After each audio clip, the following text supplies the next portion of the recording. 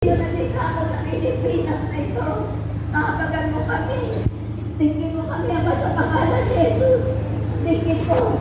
Kami kahit sa maliit na paraan lang. Kahit sa ganitong paraan makita ng lahat. Na ang lahat ng tao ayaw sa korupsyon. Ayaw na namin makinig sa mga namumuno. Ngunit hindi lahat ay masama. Alam mo yan. Pero wala silang magawa. Ang mga taong matuwid, walang magawa. Sa wala sila sa kapangyarihan. Bigyan mo kami ng taong may lakas, may kapangyarihan magtuwid ng lahat. Ikaw ang Diyos na buhay. Ang mga unos, pinahintulot mo yan, mga lindol. Lahat ng nagaganap sa mga bansa dahil sa mga namamahala. Sabi mo sa banal na aklat, kapag masama ang pinuno, nahahapi sa mga tao, sapagkat pinahintulutan mo, hindi mo kalugdan ang bansa dahil sa mga masasamang namumuno. Pero wag sila tingnan mo, Ama, sa pangalan ni Jesus. At tingnan mo ang mga taong maliliit, ang mga hamak, ang mga taong lumalapit sa iyo, mga taong nanadalig sa iyo, na may Diyos na kayang gumawa ng lahat. Hindi pa sapat, Lord. Ang mga may kapangyarihan na gumanap kaming maliliit. Sa parang ito, nananalig kami sa iyo. Aasa kami sa iyo. Ikaw ang kikilos. Kaya ginawa namin ang buhay na salita ng Diyos. Sapagat ang salita ng Diyos ay buhay, mabisa, matalas, kaysa alimang tabak na magkabi na italin. Na tumatagos makita pinag-iwalay ng kaluluwa ng Espiritu ng mga kasukasuan ng utak sa buto. Alam mo yun, alam namin yun. Abot yan ang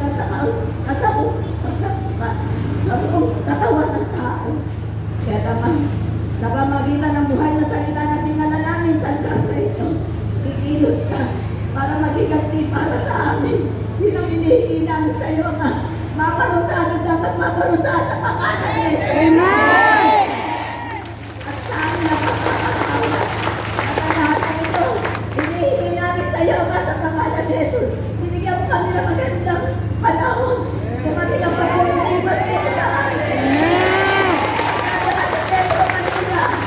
Naglahat sa Bulacan. Pero ang gawain namin, hindi mo pinahintulot na matigil. Hinakit mo sa malayo at umalis ka agad. Kapag alam mo na may gagampanan ang mga mababatang lingkod mo na ito sa lugar na ito para makita ng nila na mayroong Diyos na maaaring kumilos para sa maliliit na tulad natin. Sa amin ang magpapagawan, nasa Diyos ang maghihiganti. Igaganti tayo ng Diyos na masala. Ang pangalan ni Jesus, dahil sa ng banal ng Espiritu Santo at sa panalangin ng ating mahal na Birhen Maria. Amen. Amen. And Father, who art in heaven, holy be your name. Thy kingdom come. Thy will be done on earth as is it in heaven. Give us this day our daily bread, and forgive us our trespasses, as we forgive those who trespass against us.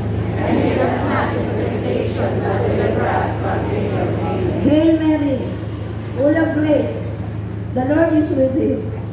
Blessed are you among women, and blessed is the fruit of thy womb, Jesus. Holy Mary, Mother of God, pray for us sinners, now and at the hour of our death. In one voice. Glory be to the Father, and to the Son, and to the Holy Spirit, as it was in the beginning, is now, and ever shall be, world without end. Amen. In the name of the Father, and of the Son, and of the Holy Spirit.